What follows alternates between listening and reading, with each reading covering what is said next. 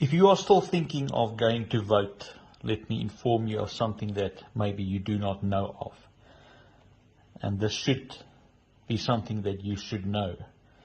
The Republic of South Africa is a corporation which is registered in Washington, D.C. As you can see there, Washington, D.C., United States Security and Exchange Commission, where the Republic of South Africa, name of the registrant, is registered. And let's look at who owns South Africa. There you can see who's the CEO, who's the deputy CEO, everybody that is involved there. Who's the members? Bill and Melinda Gates, World Health Organization, ANC Veterans, ANC National Executive Committee, Democratic Alliance, ANC Ministers, Economic Freedom Fund. There is your owners of South Africa. Let's look at what they borrowed against your name.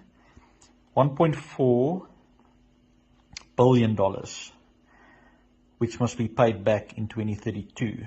1.6 billion that must be paid back in 2052. You are the person that is responsible for paying back this money that was lent from the IMF. So if you're still thinking of voting, think again, because this is open. Go to sec.gov and you will find much more documents pertaining to this whole matter. You are sheep. You are being sold. They cannot pay back this money, so you are going to lose everything when they come for what was taken from them. Wake up, South Africa. Voting is not what you think it is. You are slaves. Slaves are illegal. You need to become a living man and a living woman. Welcome to my channel. I'm excited to dive into the Corporation of South Africa, unveiling the truth with you. Share your thoughts and comments below. Let's work together to share the truth and promote transparency. Your engagement and sharing of this information are crucial in holding those in power accountable. Welcome to an in-depth examination of South Africa's transformation into a corporation. What you're about to discover will challenge your understanding of this beautiful country. South Africa, once a proud republic, has been transformed into a corporation. But what does this mean for its citizens? Are they still in control, or have they become mere shareholders in a country they once called their own? This corporation is registered at Washington, D.C. But who owns this corporation, formerly known as the Republic of South Africa? Is it the people, or is it a powerful elite? Meet the powerful individuals allegedly involved in this corporate takeover: Cyril Ramaphosa, Johan Rupert, Julius Malema, and the Democratic Alliance. What roles have they played in shaping the country's future? Here's a look at the corporate structure. CEO, Anton Rupert, Chief Executive; Nikki Oppenheimer, Chief Operations Officer; Stephen Kossoff, Chief Financial Officer; Praveen Gordhan, Spokesperson; Madamila Cyril Ramaphosa, Chief Whip; Julius Malema, who is also the parliamentary leader of the EFF, Chairperson; Lord Ranwick, Deputy Chairperson; George Soros, Financial Director; Lesetja, Company Secretary; John Oosthuizen. What does this structure reveal about the country's leadership and decision-making processes? The members include Melinda Gates and Bill Gates, the World Health Organization, WHO, the Democratic Alliance, DA, the African National Congress, ANC, and the Economic Freedom Fighters, EFF. What interests do these members represent, and how do they influence the country's policies? $1.4 billion was borrowed in your name.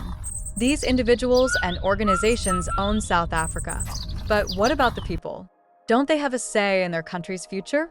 Who gave them the right to borrow on your name and enslave you? Now, let's take a look at Eskom. They didn't pay their oil account for burning coal. This has led to load shedding, affecting millions of South Africans. What's behind this crisis, and who's responsible? South Africa is facing a catastrophic unemployment crisis due to slow economic growth. The Center for Development and Enterprise argues that the government's efforts to develop the small business sector are not working and are undermining job growth. What's the solution to this crisis, and who will take the lead? The CDE recommends deregulation, scrapping the Department of Small Business Development and letting the private sector take over its work.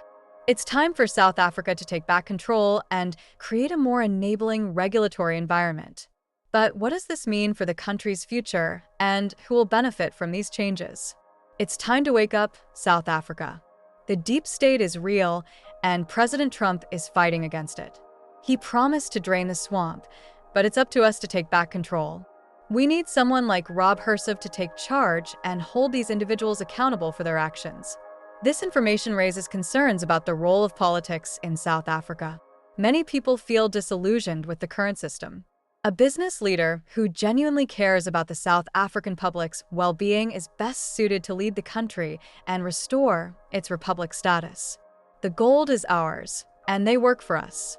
Thanks for watching, and please help me grow this channel to support creating more content like this. Like and subscribe for more videos like this.